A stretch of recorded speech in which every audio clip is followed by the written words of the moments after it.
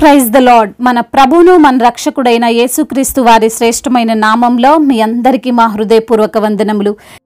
ఈరోజు దేవుని వాక్యము, ఆయన ద్వారానే మనము ఉభయులము ఒక్క ఆత్మయందు తండ్రి సన్నిధికి చేరగలిగి ఉన్నాము. ఎఫెసీయులకు రాసిన పత్రిక 2వ అధ్యాయము 18వ వచనము. For through him we both have access in one spirit to the Father. Ephesians chapter 2 verse 18. ఈ రోజుకు గాను కృపగలిగిన దేవుడు మనకు అనుగ్రహించిన వాక్య భాగమును బట్టి ధ్యానించుకుందాము. ప్రభునందు ప్రియమైన సహోదరి సహోదరులారా, పరలోకమునందు ప్రవేశించుటకు మనకు మార్గము కేవలం యేసుక్రీస్తు వారు మాత్రమే. ఆయన ద్వారానే ఈ లోకములోని వారందరూ నిత్య నరకానికి కాకుండా నిత్య జీవానికి ప్రవేశింపగలుగుతారు. చాలాసార్లు చాలామంది అనుకుంటారు, మేము పరలోకం వెళ్ళాలంటే మంచి పనులు చేయాలి, గొప్ప కార్యాలు చేయాలి, అన్నదానాలు చేయాలి, బ్లడ్ డొనేషన్ చేయాలి. ఇలా చేయడం వలన మంచిని సంపాదించుకొని పాపాన్ని తొలగించుకొని పరలోక రాజ్యంలో స్థానము సంపాదించగలము అని. కానీ అలా జరగదు. కేవలం మన యొక్క మంచి క్రియలు మాత్రమే దేవుని దగ్గరకు మనల్ని చేర్చలేవు. కానీ యేసయ్య కలువరిలో కార్చిన రక్తము ద్వారా మన పాపము తొలగించబడి మనము నిత్య జీవమునకు చేరగలము. రోజు పాపం చేస్తున్న వ్యక్తి మంచి పనులు చేస్తూ ఉండడం వలన తన పాపం కడగబడుతుందా?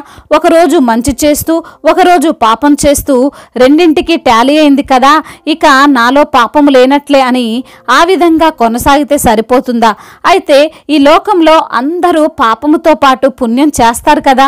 బైబిల్ గ్రంథము పాపం చేయమని చెప్పలేదు, అదేవిధంగా మంచి క్రియలు చేయొద్దు అని కూడా చెప్పలేదు. క్రియలు లేని విశ్వాసము కూడా మృతమైనది అని చెప్పింది. తన పాపములను ఒప్పుకొని వాటిని విడిచిపెట్టాలి అని చెప్పింది.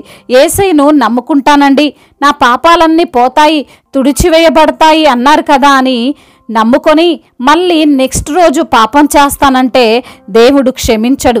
మరికొందరు తెలిసి క్వశ్చన్ చేస్తారు, యేసయ్యను నమ్మితే పాపం పోతుంది కదా, అన్ని పాపాలు క్షమిస్తాడు అన్నారు కదా, అయితే నేను 70 సంవత్సరాలు బాగా పాపం చేసి హత్యలు, మానభంగాలు, దుర్మార్గాలు చేసి అప్పుడు ఒప్పుకుంటాను అని అంటారు. అయితే బైబిల్ అలాంటి వారిని సమర్థించడం లేదు.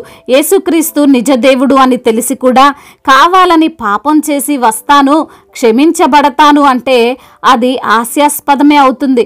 అయితే ఈరోజు వాక్యం సెలవిస్తుంది, ఆయన ద్వారానే పరలోక రాజ్యము అని. అంటే ఆయన లేకుండా పరలోక రాజ్యము లేదు. మనము ఎంటర్ కాము కూడా. మెట్రోలో మనం ఎంటర్ అవ్వాలి అంటే ఖచ్చితంగా మన దగ్గర ఆ టికెట్ ఆర్ కాయిన్ ఉండాలి కదా, లేకుండా అయితే వెళ్ళలేం కదా. అలానే పరలోక రాజ్యములో ప్రవేశించాలంటే యేసుక్రీస్తు అనే నామము ద్వారానే సాధ్యం. పౌలు భక్తుడు మాట్లాడుతున్నటువంటి ఈ సందర్భం మనం చూస్తే త్రిత్వమును గూర్చి మనము చాలా క్లియర్గా చూడవచ్చు. ఆయన ద్వారా అనగా యేసుక్రీస్తు ద్వారా ఒక్క ఆత్మయందు అనగా పరిశుద్ధాత్మయందు తండ్రి సన్నిధికి అనగా తండ్రి అయిన దేవుడు త్రియేక నామములో మనకు రక్షణ ఉన్నది.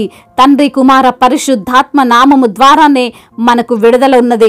పౌలు గారు మాట్లాడుతూ ఉభయములు అనే పదం కూడా వాడారు. ఉభయములు అనగా యూదులు మరియు యూదులు కానివారు అని మాట్లాడుతున్నాడు. కేవలం ఈ ధన్యత యూదులకు మాత్రమే కాదండి, అన్యులైన వారు కూడా పరలోక రాజ్యమందు ప్రవేశించే అర్హత ఉంది. దేవునికి అందరూ కూడా సమానమే కదండి. దేవుడు ఈ లోక సృష్టికర్త అయినటువంటి దేవుడు. అలాంటప్పుడు లోకానికి దేవుడవుతాడు గాని ప్రాంతానికి దేవుడు అవ్వడు. దేవుడు కేవలం ఇజ్రాయేలుని మాత్రమే, అమెరికాని మాత్రమే సృష్టించి ఉంటే వారికి మాత్రమే దేవుడు అనుకోవచ్చు. కానీ ఆయన ఈ భూమినే సృష్టించాడు, మన దేశమును కూడా ఆయన సృష్టించాడు. అందరి ఎడల సమానమైన ప్రేమ చూపగలిగేది, అందరినీ ఆదరించగలిగేది ఆయన మాత్రమే. ఏదో ఒక విధంగా ఈ లోకములో ఆయన రావాలి అనుకుంటున్నాడు. అందుకే మానవ రూపములో ఇజ్రాయేలు అనే దేశములో జన్మించాడు. అలా అని ఆయన కేవలం ఇజ్రాయేలులకు మాత్రమే దేవుడు అంటే విచిత్రంగా ఉంటుంది. ఈ రోజున ఈ మాటలు వింటున్న ప్రియమైన సహోదరి సహోదరులారా, ఈ లోక ప్రయాణము ఒక తాత్కాలికమైన ప్రయాణము. ప్రతి ఒక్కరూ ఏదో ఒక రోజున తనువు చాలించి వెళ్ళిపోవాలి. వెళ్ళాల్సిన ప్లేసు ఏది అనేది మన చేతిలోనే ఉంది. మనము ఈ లోకంలో తీసుకునే నిర్ణయాలపైన, మన యొక్క ప్రవర్తన పైన ఆధారపడి ఉంది. అపవాది ఎన్నో రకాలుగా ప్రయత్నిస్తున్నాడు మనము చెడు నిర్ణయాలు తీసుకోవాలని, పరలోకములో ప్రవేశించొద్దు అని. చాలా మంది ఆ అపవాది వేసిన వలలో చిక్కుబడ్డారు కూడా. కేవలం పరిశుద్ధ బైబిల్ గ్రంథం మాత్రమే మనకు నిత్య జీవానికి మార్గం ఏ విధంగా ఉందో తెలియజేస్తుంది. యేసుక్రీస్తు ద్వారానే ఆ మార్గము గుండానే మనం వెళ్ళాలి అని మనకు తెలియజేస్తుంది. కాబట్టి ఈ లోక యాత్రలో విశ్వాసముతో, సహనముతో, జ్ఞానం కలిగి ముందుకు సాగుదాం. నిత్య జీవాన్ని సంపాదించుకుందాం. దేవుడు ఈ మాటలను దీవించి మన హృదయములో ఫలింపచేయునుగాక. వాక్య భాగమును బట్టి ప్రార్థన చేసుకుందాం. ప్రతి ఒక్కరు కూడా ప్రార్థనలో ఏకీభవించగలరు. ప్రార్థన. సర్వశక్తిమంతుడా, సర్వాధికారి, గొప్ప తండ్రి, మీ ఘనమైన ప్రశస్తమైన నామాన్ని బట్టి వందనాలు, స్తోత్రాలు ప్రభా. ఈ రోజున తండ్రి వాక్యము ద్వారా మీరు మాతో మాట్లాడి మమ్మల్ని ఎంతగానో ధైర్యపరచి, బలపరచి, సరిచేసి ఆదరించినందుకు మీకు స్తోత్రాలు ప్రభా. అవును తండ్రి, మీ యొక్క అమూల్యమైనటువంటి రక్తము, మీరు మా కొరకు కలువరిలో కార్చినటువంటి రక్తము ద్వారానే మా యొక్క ప్రతి పాపము తొలగించబడుతుందని, నిత్య జీవానికి మీరు చేర్చగలరని. అవును ప్రభా, మా యొక్క క్రియలు కాదు, మా యొక్క మంచితనం కాదు గాని ప్రభా, అయా మరి తండ్రి, మీ యొక్క తండ్రి అమూల్యమైన రక్తము చేత మేము కడగబడాలి, విమోచింపబడాలని తండ్రి ఈ రోజున వాక్యము ద్వారా మీరు మాతో మాట్లాడారు. మమ్మల్ని ఎంతగానో సరిచేశారు, బలపరిచారు. నిత్య జీవం చేరుకోకుండా, అపవాది వేసిన వలలో బిడ్డలు చిక్కుకొనకుండా, అయా మరి తండ్రి అపవాదిని ఎదిరించి మీ యందు విశ్వాసముతో, సహనముతో, జ్ఞానం కలిగి ముందుకు సాగాలని, అయా మరి తద్వారా వచ్చు దీవెన, మరి తండ్రి మెండైన కృప బిడ్డలపైన మీరు కుమ్మరిస్తారని తండ్రి వాక్యము ద్వారా మీరు మాతో మాట్లాడి మా బలపరిచినందుకు స్తోత్రాలు. ఎందరైతే బిడ్డలు వాక్యమును విని ప్రార్థనలో ఏకీభవిస్తున్నారో ప్రతి బిడ్డను మీరు పేరు పేరున దీవించండి, ఆశీర్వదించండి, బలపరచండి. అయా మీ యొక్క కృపలో బిడ్డలను వర్ధిల్ల చేయండి తండ్రి. అయా ఏ సమస్యను బట్టి బిడ్డలు వేదన చెందుతున్నారో, ఎటువంటి శ్రమలలో బిడ్డలు ఉన్నారో అన్ని ఎరిగిన దేవుడవు, అన్ని చూస్తున్న దేవుడవు తండ్రి. వారి కన్నిటిని తుడవండి. వారికి ఉన్న అనారోగ్య సమస్యలన్నిటి నుంచి కూడా విడుదల దయచేయండి. శారీరక రుగ్మతలను యేసు నామములో కొట్టివేయండి ప్రభా. మీరే వారిని బలపరచండి, ధైర్యపరచండి. బలహీనతనంతటినీ కొట్టివేయండి. అప్పుల ఊబిలో నుండి బిడ్డలకు విడుదల దయచేయండి. ఆర్థిక సమస్యలన్నిటినీ యేసు నామములో తొలగించండి. కుటుంబముతో సంతోషంగా, సమాధానంగా జీవించే కృపను దయచేయండి. భార్యాభర్తల మధ్య ఉన్న విభేదాలను తొలగించండి. మరి అదేవిధంగా నా ప్రభా, కుటుంబంలో ఉన్నటువంటి అయా మరి తండ్రి మనస్పర్ధలను యేసు నామములో తీసివేయండి తండ్రి. ఉద్యోగము లేని బిడ్డలకు ఉద్యోగమును దయచేయండి. మారు మనసు లేని బిడ్డలకు మారు మనసును అనుగ్రహించండి. అయ్యా ఇంకా మీ రక్తంలో కడగబడకుండా, అయ్యా ఇంకా బాప్తీసం తీసుకోకుండా ఉన్నటువంటి బిడ్డల హృదయాలను మీరు ప్రేరేపించండి. మీ రాకడకు సిద్ధపడే వారిగా ప్రతి బిడ్డను నిలవబెట్టుకోండి తండ్రి.